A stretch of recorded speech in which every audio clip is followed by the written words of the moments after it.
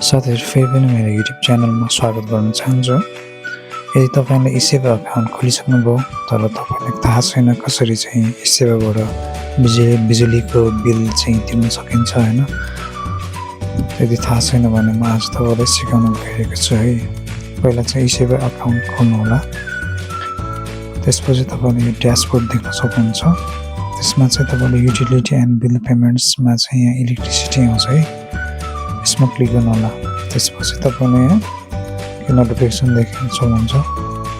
बालाजु काउन्टरको चाहिँ 24 घण्टा र अन्य काउन्टरको 8 बजेदेखि राति 12 बजेसम्म मात्र बिल भुक्तानी गर्न सकिने छ भनेको छ। अर्को यहाँ 500 भन्दा माथिको बिलमा रु 5.5 भ्याटसहित सेवा शुल्क लाग्ने छ भनेको छ है। अब तपाईले के गर्नुपर्ने हुन्छ भन्दाखेरि यहाँ पहिले काउन्टर सेलेक्ट गर्नुपर्ने हुन्छ हैन। आफ्नो काउन्टर कुन हो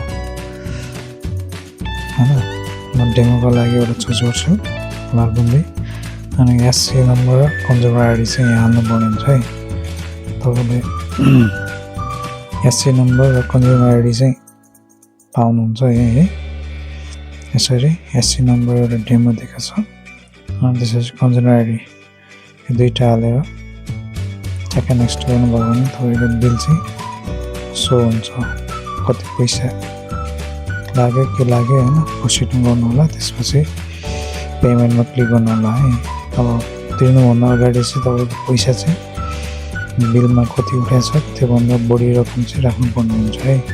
नत्र फेरि बिल सक्सेस हुँदैन। त्यसैले चाहिँ पहिला चाहिँ कति रकम रहेछ तिर्नुपर्ने चेक गर्नु होला। त्यही अनुसार ब्यालेन्स लोड गरेर मात्र बिजुलीको बिल चाहिँ तिर्ने गर्नु होला साथीहरु।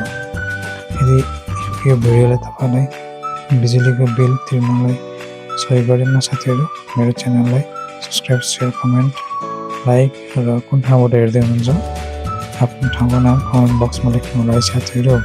Thank you.